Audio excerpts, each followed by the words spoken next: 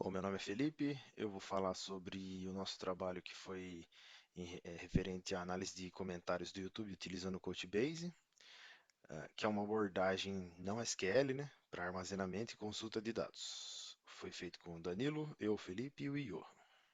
Bom, antes de começar explicando o banco de dados em si, a base de dados, vamos abordar o problema geral. Porque vai justificar por que da gente ter usado o banco de dados que usou e feito da forma como fez, né? O problema em si do trabalho é em relação ao crescimento do Big Data, aí, né? Quanto mais avança a tecnologia, aí, mais a base de dados grandes vão surgindo. E para isso a gente precisa extrair dessas bases de dados as informações que são relevantes para a problemática que a gente está fazendo em questão. Porque geralmente com o Big Data, como ele pega muita coisa, nem sempre tudo que está lá é relevante para a gente. Para isso, a gente precisa fazer uma análise de dados e extração desses dados da base de dados. E feito isso, o que eu vou fazer com esse filtro, com essa extração de dados? Eu preciso dar uma aplicação para esses dados filtrados, no caso, né? Então, para isso que a gente faz? A gente vai ter um público-alvo para quem vai fornecer esses dados. Aqui o nosso público tem analista de dados, mas é que esse analista de dados é o nosso público em relação assim, e cada analista de dados de determinada área vai ter a sua expertise de filtrar aquilo que deseja para resolver um problema da sua área de trabalho e tudo mais. O foco dos nossos filtros, nosso tratamento de dados é para profissionais de marketing digital, empresas de mídia e entretenimento, agência de publicidade e até instituições acadêmicas, que podem usar tanto para o marketing da instituição, como fazer estudos de tipos de base de dados, consultas, e daí abrange bastante, porque no setor acadêmico tudo pode ser uma pesquisa, né? Bom, para isso, para a solução proposta desse problema do Big Data aí, a gente propôs a utilização do Couchbase, que é um banco de dados orientado a documentos, né? Ele é não SQL, né? Ele é um banco de dados que é flexível e escalável, flexível por ser orientado a documentos e escalável horizontalmente, porque você pode criar novos clusters dependendo da sua necessidade, né? É orientado a documentos, que pode ser um JSON, um BSON, que é o JSON binário, né? O XML e o YAML. YAML. Cada um fala de um jeito, né? O dataset que a gente utilizou veio estruturado em JSON. Então, é por isso que a gente usou o JSON, mas poderia ser vários desses outros tipos de documentos aí, né? E ele também é importante ressaltar que o Couchbase é esquema free. O que é isso, né? Esquema free é uma base de dados que ela é flexível no sentido de você não ter uma estrutura definida para inserir o dado. Por exemplo, se eu inserir o dado lá, por exemplo, carro, marca, modelo e ano. Aí eu faço o JSON, insiro o dado e na inserção seguinte, por exemplo, eu coloco marca, modelo e quilômetro rodado. Ele vai aceitar, porque eu não preciso seguir essa estrutura do marca, modelo, ano ou qualquer outra coisa assim. E isso torna muito mais flexível a inserção de dados e mesmo porque depois na busca eu vou buscar por um elemento só do conteúdo no caso, né? Por exemplo, se eu trago todos com a marca tal, eu vou filtrar isso na hora da busca também. Isso ajuda bastante no desenvolvimento. Bom, aqui na sequência o Danilo vai falar sobre os dados e comentários, vai aprofundar um pouco mais no banco de dados e lá no final o Johan vai mostrar para a gente como que faz inserção de dados, consulta na base de dados Couchbase, que é bem parecido com o MongoDB, que você vai lá no site do Mongo, só que aqui no caso do Couchbase, né? Você cria o database, você insere o seu dataset lá, cria um playground como se fosse, e começa a fazer as consultas e ele começa a retornar para você o resultado das consultas ali. Então, Danilo em seguida aí vai explicar sobre mais a base de dados e no final o Johan mostrar aí as consultas, tá ok? Obrigado, até mais. Olá, meu nome é Danilo Vieira. Eu vou estar continuando falando a respeito da nossa base de dados utilizada para o nosso projeto. Quando falamos sobre comentários do YouTube, muitas coisas vêm à nossa mente sobre o que pode conter nessa base de dados. Então a gente pode ter o nome do vídeo, pode ter o nome do usuário, a data, o número de likes e o conteúdo em si dos comentários.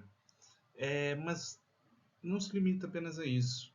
Quando paramos para pensar o que mais pode conter um comentário, a gente imagina que pode ter localização, onde a pessoa enviou essa mensagem, talvez uma questão de engajamento, vamos saber se as pessoas estão respondendo esse comentário, se elas estão dando dislike, né, também nesse comentário. Então, muitas mais informações podem estar contidas no que se diz sobre um comentário do YouTube. Nesse contexto, o que acontece? Na nossa base de dados, estávamos lidando com diferentes tipos de estrutura dos dados. Então, a gente havia dados que estavam, conforme demonstrado na imagem mais acima, ele era um objeto simples, mas unificado, então tinha o nome do vídeo, o canal, o ID, o usuário, o comentário, a data e a quantidade de likes. Mas a gente pode ter uma estrutura um pouco mais complexa, conforme demonstrado nas duas imagens abaixo, onde a gente tem um comentário e tem um vídeo separado em estruturas diferentes, onde a gente tem, né, só um objeto que representa o engajamento em si. Então, a nossa base de dados estava lidando com diferentes tipos de estrutura nos nossos dados. E o que isso acabou implicando? Isso acabou implicando diretamente em qual o banco de dados que a gente ia estar utilizando para esse projeto. Então, a gente acabou optando por estar utilizando um banco de dados orientado a documentos. Então, mas, né, por que a gente acabou optando por utilizar esse banco de dados orientado a documentos? É porque, conforme demonstrado na imagem ali, quando falamos sobre NoSQL, a gente tem vários tipos de estruturas diferentes desses bancos de dados, né? Sendo as mais comuns dela, o banco de dados colunar, que a gente acabou não utilizando no nosso projeto, porque ele não é esquema free. E como a gente está tratando com dados com diferentes tipos de estrutura, essa capacidade de não ter um esquema definido previamente acaba sendo um ponto muito importante que o nosso banco precisa ter. Então, por isso que a gente acabou não optando por um banco de dados colunar. O banco de dados, o banco de dados de grafos, por sua vez, ele, para ser utilizado de maneira bem eficiente, os dados precisam estar altamente conectados, que não é o caso da nossa base de dados. Então, aonde que a gente vai ter dados altamente conectados?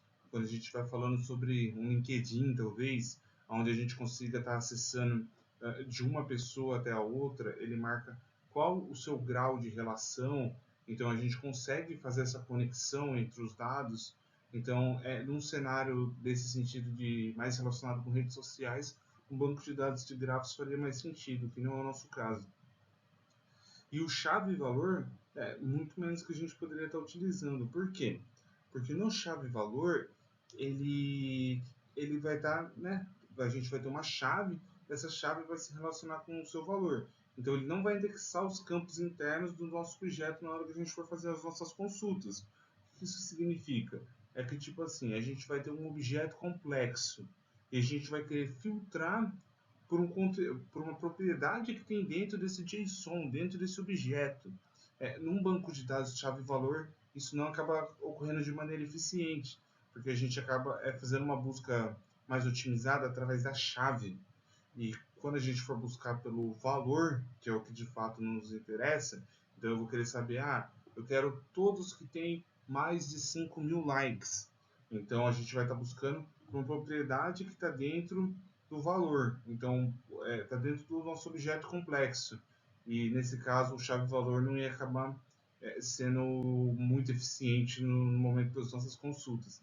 Então a gente acabou não optando por estar utilizando mesmo. E também é interessante a gente estar demonstrando como que o Couchbase ele se encontra em cima do teorema CAP, né? Que é o teorema que ele mostra a consistência, a disponibilidade e a tolerância à partição a respeito dos bancos de dados. Só que aqui o que é importante é a gente ressaltar que um banco de dados ele não vai possuir, vai ser, como posso dizer, perfeito, assim, no sentido de que ele vai atender todos os casos da melhor maneira possível. Então, o banco de dados ele vai ter duas partes onde ele vai estar mais fortemente relacionado. Então, o Coachbase ele está fortemente ligado à questão da disponibilidade e à tolerância à partição.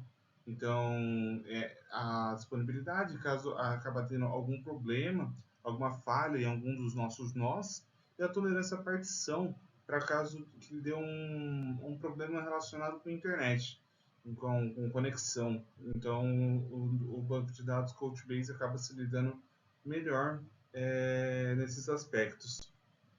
Então, por fim, a gente, né, realizou os nossos comandos CRUD, né? Então, a gente realizou as consultas. Então, a gente tem um select, né, da nossa base, da nossa coleção, onde a quantidade de likes seja maior ou igual a 3.000.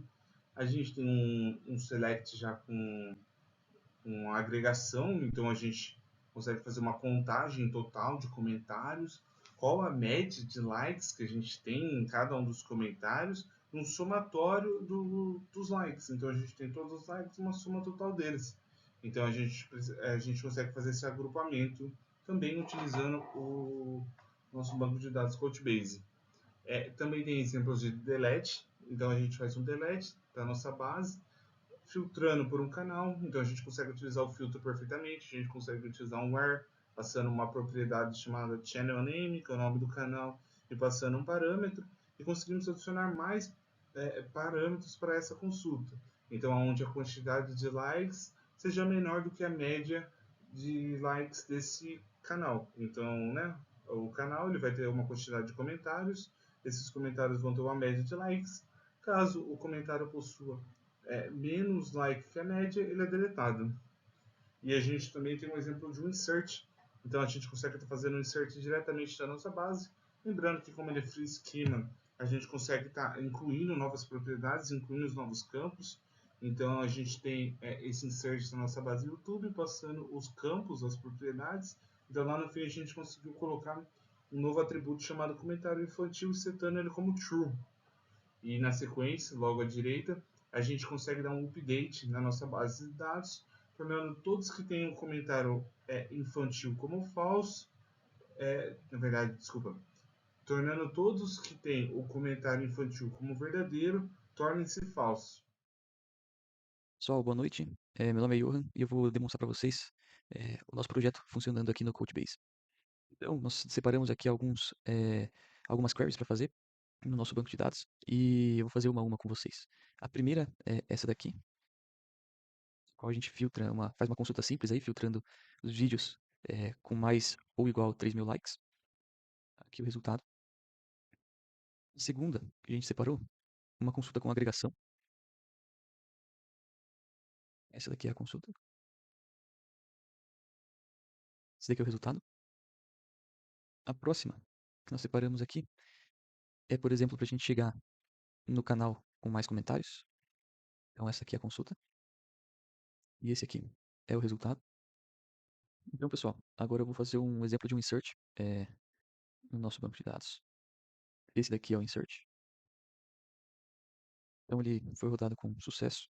E pelo fato do nosso banco ser um banco orientado a documentos, a gente consegue armazenar documentos que possuem uma estrutura diferente dentro dele.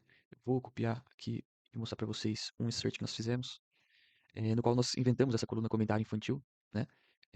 Eu vou mostrar para vocês que ele aceita esse tipo de insert.